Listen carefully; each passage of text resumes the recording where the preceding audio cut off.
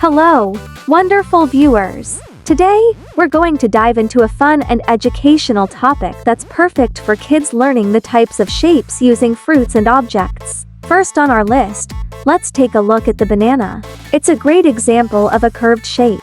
If you've ever held one, you'll know it has a natural curve that makes it comfortable to hold. Next up is the apple. This fruit is a perfect example of a sphere. Slightly irregular, but no less round. Moving on to the tomato, which is an excellent example of an egg shape.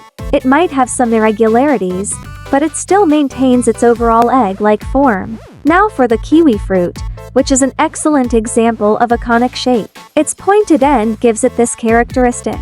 And finally, let's not forget about the pear.